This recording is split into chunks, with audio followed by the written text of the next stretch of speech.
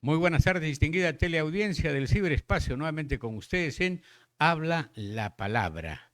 Y vamos a tener un entrevistado y ustedes se van a enterar rápidamente, sin que yo lo nombre directamente por sus nombres y apellidos, de quién se trata. Él es arequipeño. Nació en agosto en esta ciudad. Es escritor conocidísimo por su aporte a la literatura fantástica y a la literatura sobrenatural, al misterio. Y entonces, además, tiene énfasis en las leyendas, tradiciones y misterios de Arequipa. Desde muy joven se interesó por autores como Edgar Allan Poe, por Julio Verne, por varios autores, por Julio Cortázar, por todos los autores que son breves, cuenta y narrativa así fulgurante, que tiene un inicio y un desenlace sorpresivo, etcétera. Ya saben ustedes de quién estoy hablando. Estoy hablando de Pablo Nicoli Segura. Bienvenido, Pablo. Gracias por estar aquí en Habla Much- la Palabra. Muchas gracias. Muy contento de estar con ustedes y sobre todo hablando de temas que seguramente tienen mucho que ver con la cultura de Arequipa. Bueno, y tu espacio es un espacio, digamos, de felicidad, porque la literatura es realmente un reencontrarse consigo mismo y con conocimientos renovados en cuanto a la lectura y mucho más en cuanto a la creatividad, al plasmar textos y hacer argumentos. ¿Cómo te sientes en ese quehacer permanente tuyo? Bueno, sí, efectivamente, yo siempre he dicho que sin literatura no sé qué habría sido de mí, porque como toda persona que a veces tiene problemas, para mí la literatura es el momento más feliz del día. El crear mundos nuevos siempre es algo que satisface y que mejor si la gente te lee, como bueno, gracias a Dios ha sido mi caso, ¿no? Bueno, y además que tu inclinación es tener seguidores, buscar adeptos, buscar adherentes, buscar, digamos, militantes de cierta belleza, porque Arequipa, como bien comentas, es una especie de apertura, de una ventana abierta para aspectos de misterios, de leyendas, de historias, de cierta nocturnidad, no la malévola, sino de la nocturnidad del símbolo, de la sombra y de la oscuridad. ¿Tú cómo has logrado tener adeptos, seguidores? Bueno, cuando trabajaba en el diario Arequipa al Día, los primeros años o sea, desde el 2001 para adelante, eh, llevaba o conducía una revista que se llamaba Fantástico. Y ahí había una sección que era Historias de mi tierra. Rápidamente me di cuenta que tenía mucha demanda los temas arequipeños, sobre todo de corte de misterio, enigmas y sobrenatural.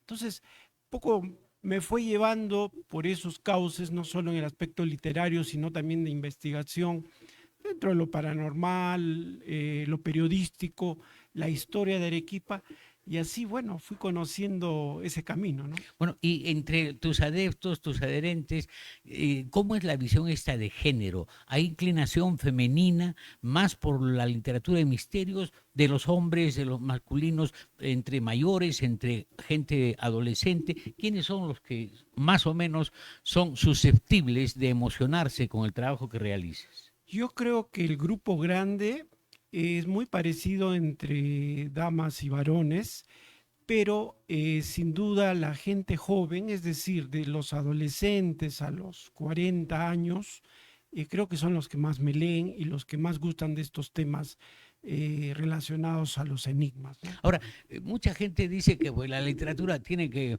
mostrar una pica de asidero en la realidad, en el contexto, pero eso puede ser parte de una literatura descriptiva, de cierto ensayo de trasfondo, de cierta impregnación o imprecación frente a las iniquidades que se vive, pero también hay otra literatura que es la literatura que practicas, la del misterio, la de la ficción, que puede de alguna manera coincidir con nuestras realidades múltiples que vivimos cotidianamente, ¿no?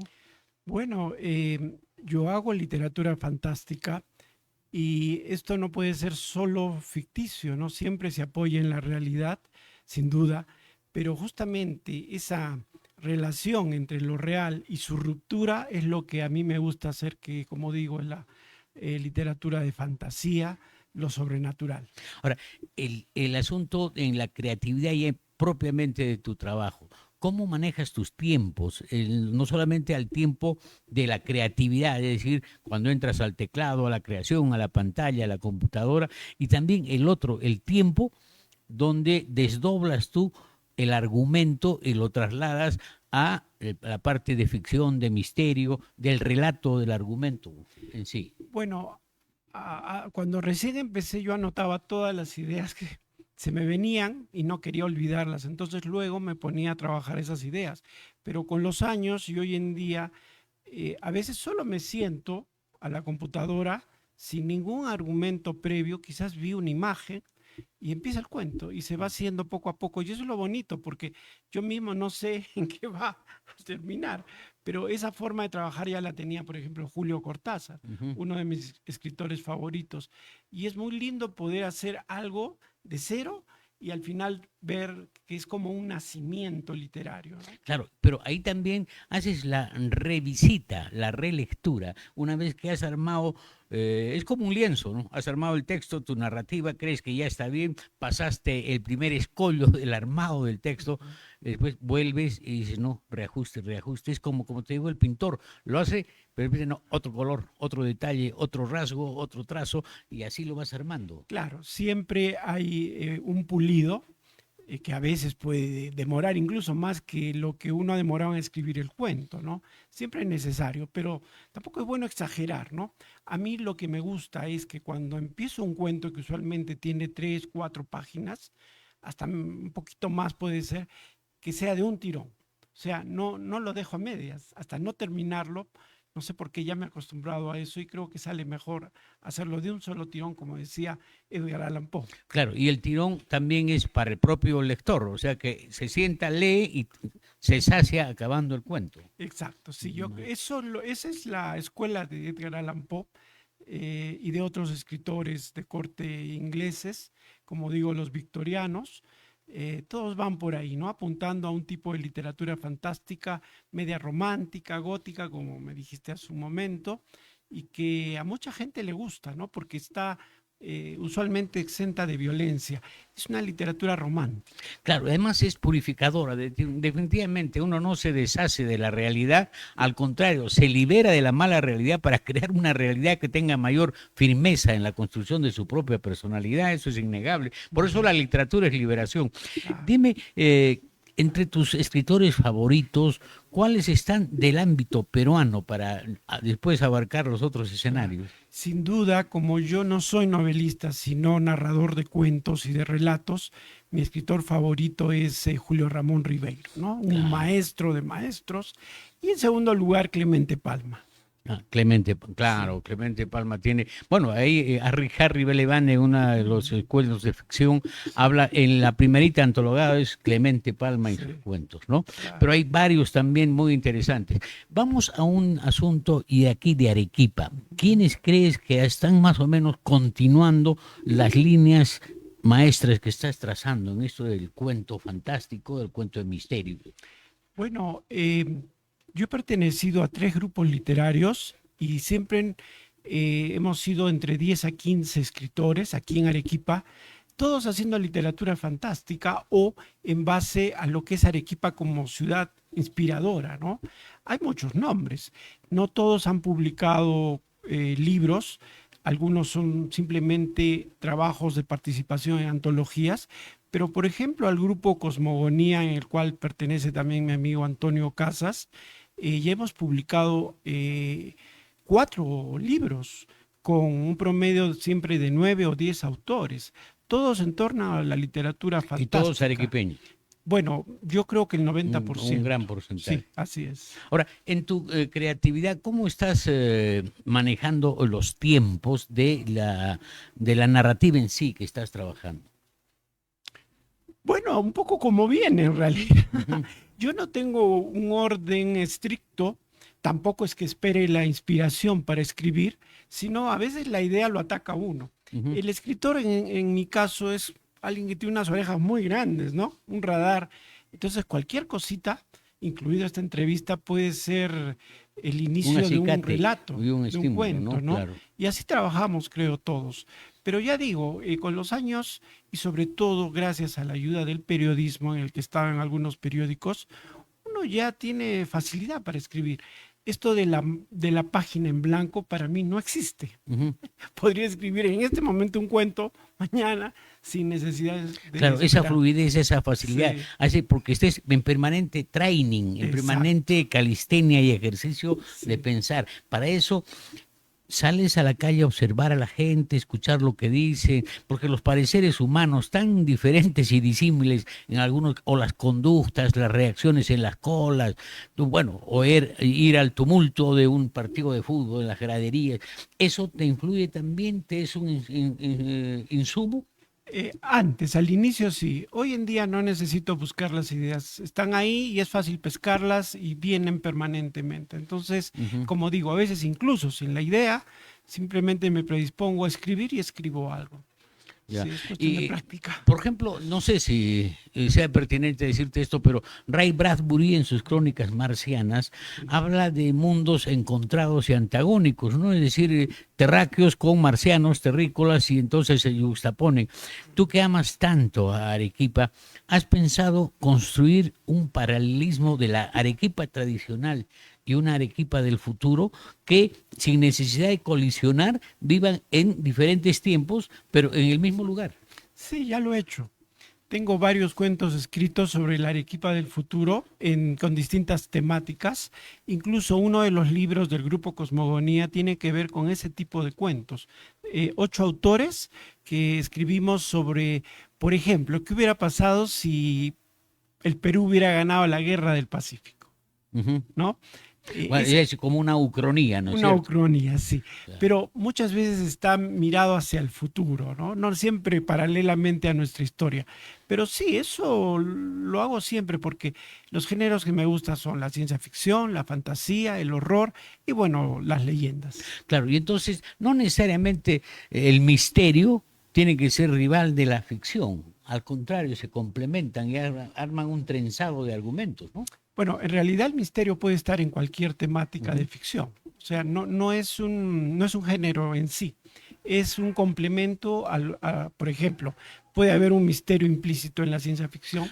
Ujú. Ahora, has Sí. publicado, aparte de los libros, que quisiera que los menciones dentro de un momento, en Enigmas y también Cosmogonías, ¿no?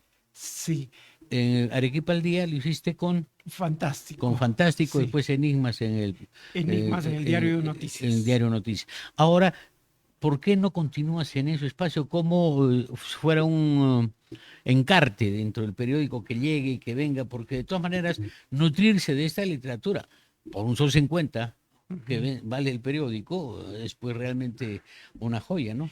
Acá voy a contar un poquito más largo. El diario Arequipa al día, su peor día era el día miércoles en ventas. Cuando salió el Fantástico se convirtió en su mejor día. ¿Por qué? Porque todos estos temas ligados a los enigmas y misterios, la gente los quería leer y venían de regalo, Claro, un encarte. exacto, dentro del diario. Pero llegó un momento en el que el diario, que costaba, me acuerdo, 75 céntimos, dejó el encarte y el encarte se convirtió en un periódico. O sea, Fantástico se convirtió en un periódico que costaba un sol 50 Pues ya y se costaba más, vendía igual, más ya, que el diario. ya. Y entonces se convirtió el día miércoles en el día de más venta del Bueno, periódico, tú ¿no? serías la niña de los ojos de la gente de Arequipa al Exacto. Día. Era así, porque a mí me ayudó mucho el espaldarazo que me dieron los señores Mendoza Núñez y Mendoza del Solar en su televisora, que era Canal 9. Me hicieron publicidad de mis primeros libros gratuitamente porque ellos estaban muy contentos con el trabajo que hacía en Pero Fantástico. una pena que también desapareciera Arequipa al Día, ¿no? Sí, bueno, una cuestión ya un poco Económica, al sí, margen. sí, sí. No fue así tanto, es otro tema que Es quizás no se político, pueda claro, no tratar. es para qué lo hacemos, ¿no es Así cierto? es.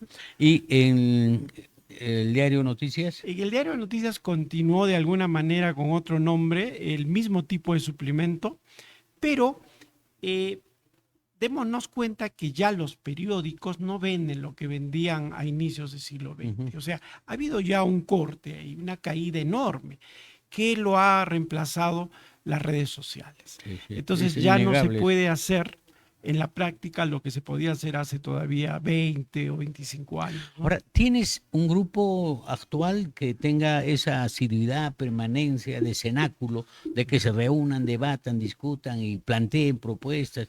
Y bueno, tengan de alguna manera lo que siempre se reclama, visibilidad, ¿no? Es decir, que no solamente después sea un coto cerrado, sino que trascienda para los demás. Sí, el grupo Cosmogonía todavía está vigente. Anteriormente se llamaba Los Minotauros y anteriormente, me estoy refiriendo en el tiempo, la Asociación Juvenil de Escritores. E invitamos a todas las personas, usualmente en etapas como las vacaciones, enero y febrero, y nos reunimos en cafés, en salones, para conversar sobre estos temas y si se puede escribir, qué mejor, ¿no? Quizás ¿Y un libro tienen más. ustedes alguna personería como asociación sin fines de lucro, etcétera, como para que puedan solicitar los ambientes de la Biblioteca Vargas Llosa, puedan reunirse ahí? Es decir, esa visibilidad da pues de todas maneras en esta situación de protocolos la confianza del caso, ¿no?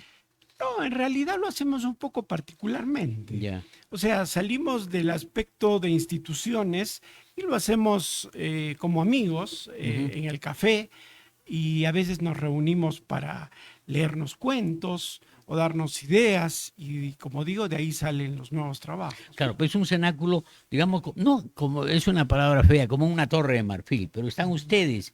¿Por qué no ese ustedes se convierte más en plural para los demás, ¿no? Porque quizás este sistema hace que un grupo como Cosmogonía publique 4 libros, mientras que otros grupos que se reúnen en instituciones no han publicado ni uno. Ujú. O sea, la forma nos atrapa. Ya. Bueno, esa es una situación bien sugestiva, ¿no? Sí, Porque, exacto. bueno, es una especie de tentempié para la gente que presume que hay que adscribirse a ciertas formalidades para tener cierta visibilidad. Así es. Y están pensando ahora publicar algo más. ¿Cuáles son los cuentos, los puntos de contacto que tienes en el grupo Cosmogonía? En realidad nos comunicamos mucho por redes sociales, ¿no? El Facebook y otras redes sociales y siempre estamos en contacto y nos reunimos, no todas las semanas, pero de vez en cuando. Tratamos de que no sea algo demasiado formal para que no se aburra la gente. Claro, porque de todas Sí, maneras, a veces, como dicen, la gota continua orada la piedra, pero también demasiada frecuencia, ya se vuelve sí, rutina, ¿no? Y la se rutina vuelve es rutina. castrante, aplastante de todas las Exacto. propuestas, ¿no? Sí. Pero bien, Pablo, ¿cuál es el cuento que más te ha saciado, que más te ha satisfecho personalmente de los que has creado? Bueno, es difícil poder elegir uno mismo un. De entre los hijos, uno preferido, ¿no? Exacto, es complicado. Sin embargo, un cuento que se llama El Ángel Caído me trajo mucha satisfacción en muchos sitios donde lo leí, incluso cuando lo publiqué en el diario Arequipa al Día. Es un cuento muy fuerte, que no fue hecho pensando en un mensaje, pero tiene implícito un mensaje. Y es un cuento de corte medio religioso, eh, en el que a grandes rasgos el ángel caído, que es Lucifer, se arrepiente ante Dios y le pide nacer como su hijo Jesús clavado en una cruz para resucitar al tercer día. Ah, excelente, bueno, este es un argumento. Ya, y también hablaste de Matilde, Ah, un famoso fantasma femenino que, bueno, ha ah, circulado por varios lugares. Mónica. Mónica, ¿no? Mónica. Sí. Sí, bueno, dentro de lo que son las leyendas arequipeñas, Mónica es la leyenda más conocida que se dio a conocer aquí en Arequipa entre los años 60, 70, de una pareja que se conoce en una fiesta, el chico se enamora de ella, que es muy bella, pero muy pálida, la lleva en su moto a su casa, la deja allí y al día siguiente regresa por su casaca de cuero que le ha prestado y se da cuenta que Mónica había muerto hace Muchos tiempo años, claro. y que su casaca la encuentra en el cementerio de La Pacheta. Pero como a mí me gusta no solo escribir, sino investigar, me di cuenta que esa leyenda también se contaba en Argentina, como la Dama de la Recoleta, en Uruguay, como Alicia del Buceo, en Nueva York, en inglés, como la Flor del Espliego, y por supuesto la más antigua que descubrí fue en España, la ciudad de Toledo, siglo XVI, como la Dama de los Ojos sin Brillo.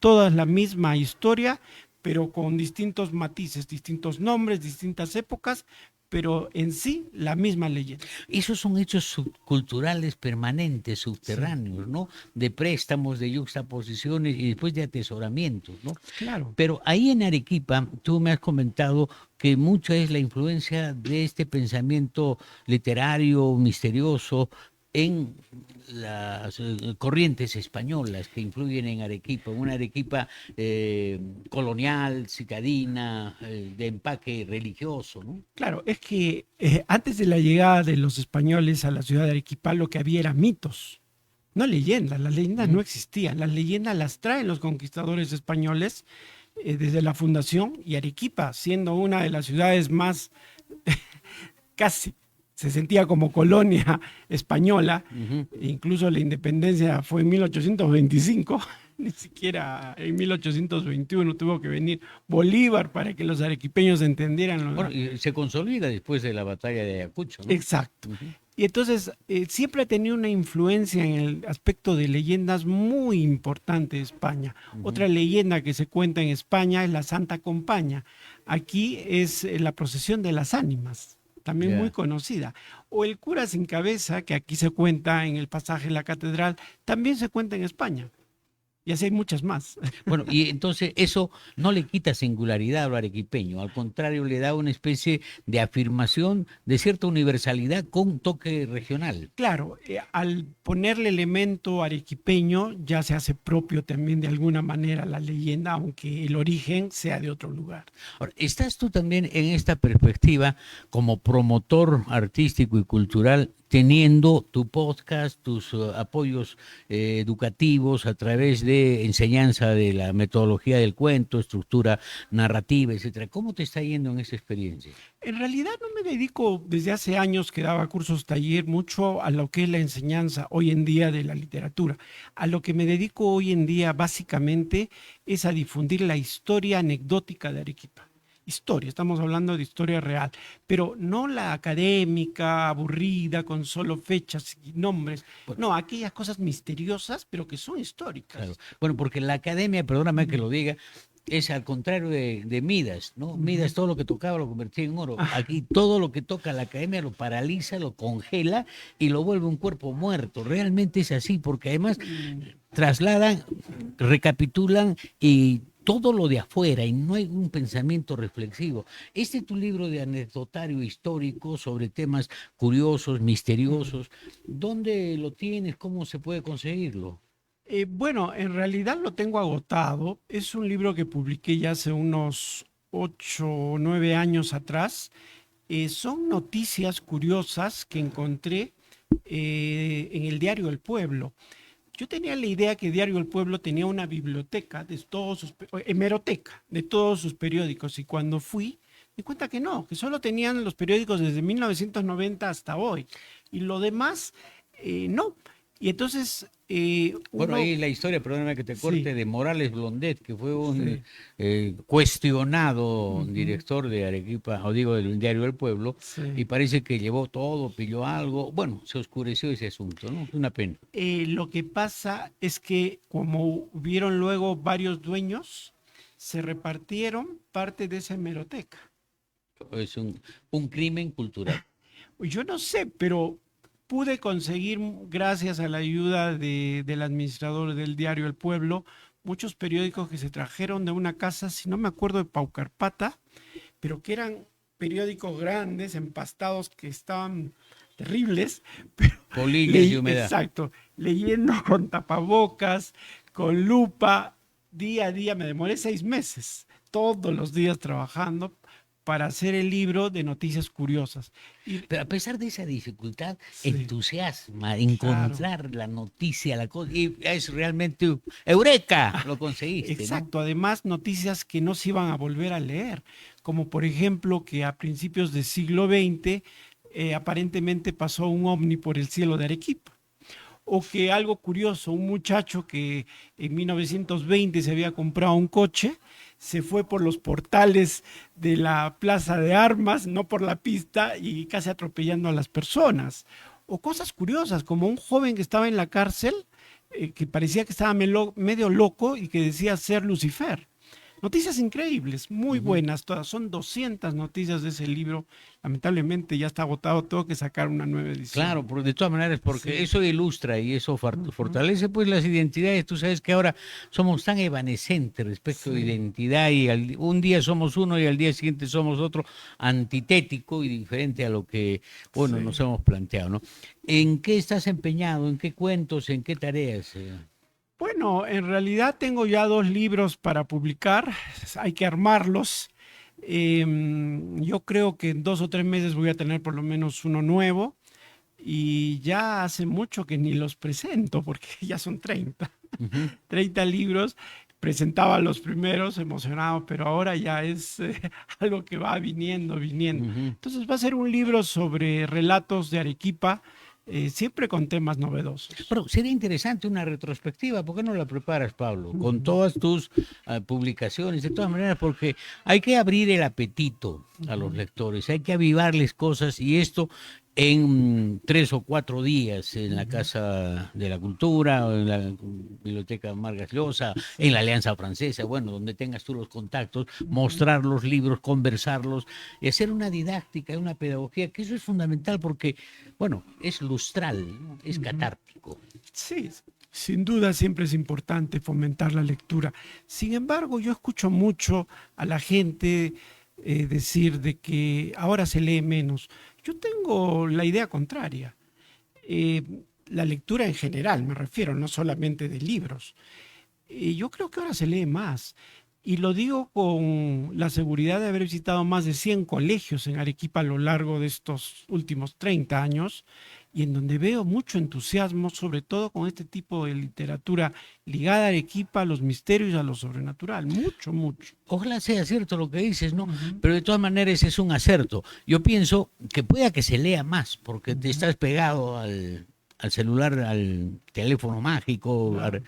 ¿no? A la inteligencia, etcétera, pero se olvida más rápidamente. O sea, no hay la impregnación, no hay la necesidad de absorber, de asimilar la Ujú, lectura y hacerla interiorizadamente, que de tal suerte que eh, condiciona, conduce parte de tu comportamiento y es un referente para que tomes decisiones, etcétera. En cambio ahora, como dice un filósofo italiano, Andrea Calamedici, se sabe más, pero de toda una serie de banalidades. Se lee probablemente más, pero se olvida al instante y esa información es una desinformación final, ¿no? Bueno, son puntos ujú. controversiales, definitivamente, en esta sociedad que cabalga hacia Claro. lo incierto, ¿no? Yo creo que en todo tiempo se decía que todo tiempo pasado fue mejor y se sigue diciendo. Y entonces las generaciones de antes también aparentaban adolecer de cosas, pero no, lo que pasa es que uno siempre ve el pasado como algo mejor. Yo no creo, las cosas cambian, ¿no? Ujú. Eh, lo que es terrible es lo que nos hacían a nosotros en el colegio. Nos hacían leer obras que nosotros no habíamos escogido, que a nosotros no nos gustaban Que a y que veces te nos hace, por aburrían. ejemplo, una belleza como Don Quijote, se hacía intragable, porque, bueno, ¿qué significaba leer? ¿No? Bueno, Claro, y yo me pregunto, con respecto a lo que has dicho hace un rato, leer ese tipo de lectura que no le interesa al joven, ¿lo va a hacer recordar más es la lectura? O otro tipo de lectura que lee de repente en la tablet o el celular, pero que sí le interesa, aunque no sea el plus ultra cultural, ujú. eso le va a tener más tiempo, lo va a tener más tiempo en la cabeza, eso sin duda, porque Bueno, le interesa. bueno, a veces también lo multitudinario puede ser un aliciente Sí, para las cosas, pero de todas maneras, la precisión es en las disciplinas, o sea, una lectura más concentrada en una linealidad que no te entorpezca y te vuelva monotemático, ¿no? ujú, Pero a lo que me refiero es abstracción, reflexión, apuntes, notas. Tú hacías eso al principio, ahora ya lo tienes todo sí. y entonces no necesariamente acudes a apoyar a tu memoria con un Ah, no, texto, ¿no? claro. Pero siempre hay jóvenes que me han sorprendido por el camino de conocer gente joven que aparentemente lee más que yo, toma mejores notas que yo, y a mí me sorprende. O sea, por eso digo, yo no creo que hayamos retrocedido. Quizás los problemas son mayores porque la ciudad es más grande, implica otros tipos de problemas sociales, culturales, pero no necesariamente por el individuo, sino el monstruo en el que se convierte en Bueno, ciertas claro, ese también ciudades. pues son los problemas del devenir de la cultura, ¿no? ¿Hacia Ujú, dónde vamos con este mare magnum, esta especie de underground subterráneo de varias cosas que nos están ujú. sucediendo? Y es una gran incógnita, ¿no? Donde se extravía la identidad, se yuxtapone, pero bueno, Sí. entiendo yo, Pablo, que los argumentos, las propuestas, la incursión que tienes tú puede favorecer a que más o menos haya cierta serenidad en el abordaje y la Ujú. realidad cotidiana que tenemos, ¿no? Sí, yo estoy muy contento con el tipo de trabajo que hago porque veo mucha recepción, ¿no? En general de la gente. Em, Me doy cuenta, sobre todo en las redes sociales, cómo responden, porque publico mucho de mi obra en redes y la verdad es que yo no soy un pesimista en absoluto en ese tipo de temas. Todo lo contrario, lo veo siempre con una luz interior todo Ujú. esto, ¿no? Ahora, el aprendizaje del misterio, de la ficción, de la literatura, ¿tú crees que redunda en la conformación de cierta personalidad de los lectores tuyos, del grupo que tienes? Es decir, ¿hay una diferenciación? Dime qué comes y te diré quién eres. Ujú, Dime qué lees y si ujú. lees más de misterio, más de ficción, que son liberadores definitivamente, tienes más serenidad para abordar las, eh, bueno, inexactitudes o amenazas que se te presenten en la existencia, ¿no? Eh, yo no creo que solo las lecturas sean lo que puede dirigir a una persona culturalmente hablando, ¿no? Sino muchas otras cosas. A mí siempre me han dicho que yo hago un tipo de literatura no muy seria, porque no me gusta demasiado hacer solo realismo, y me han catalogado como, o sea, decir, de segundo nivel por la temática, ¿no? De horror, por ejemplo.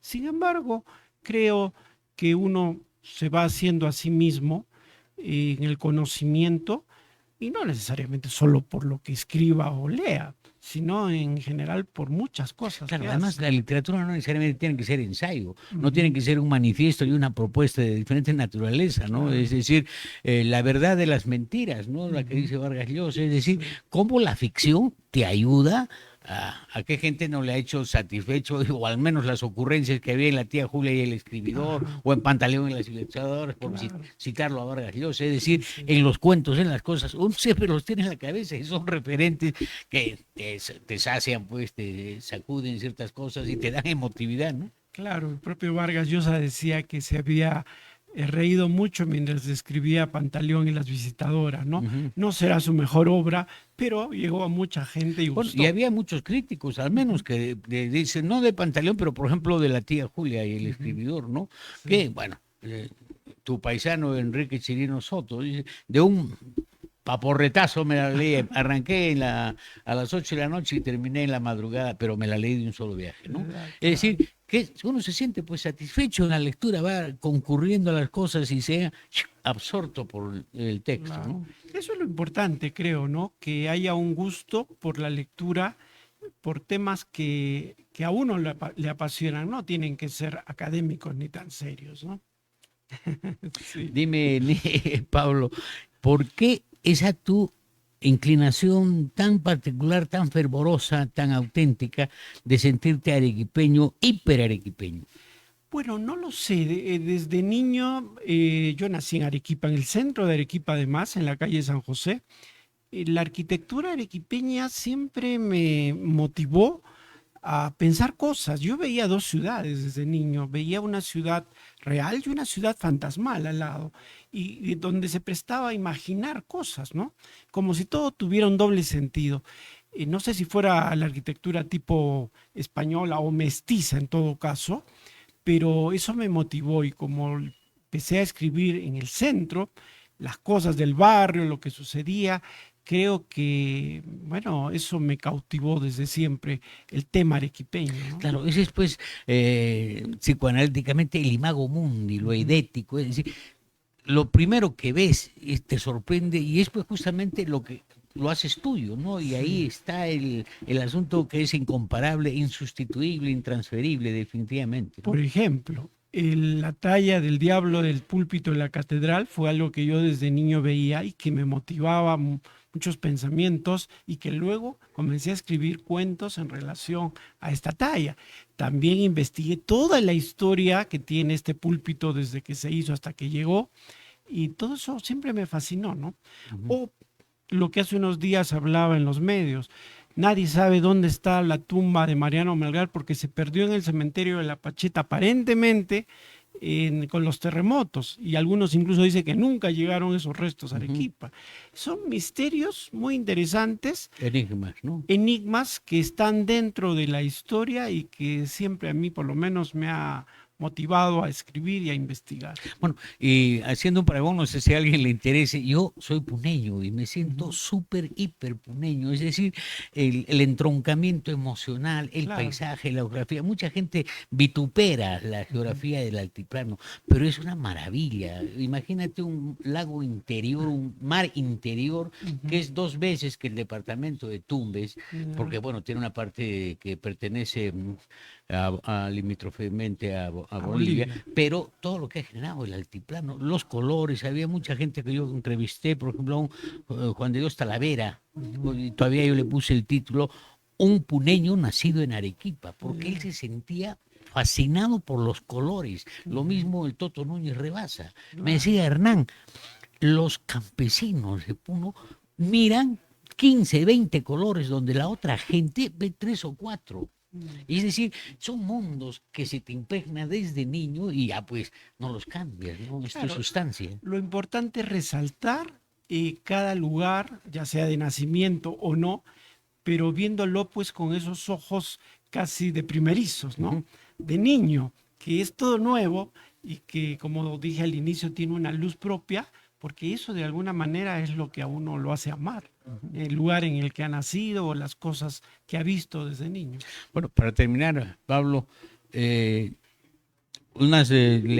tu memoria debe ser abundante y generosa. 2 o 3 títulos que se puede conseguir en qué librería de lo que has producido, de tus cuentos, que todavía deben estar en algún anaquel, de algún estante de librería. Sí, bueno, Librería San Francisco es una.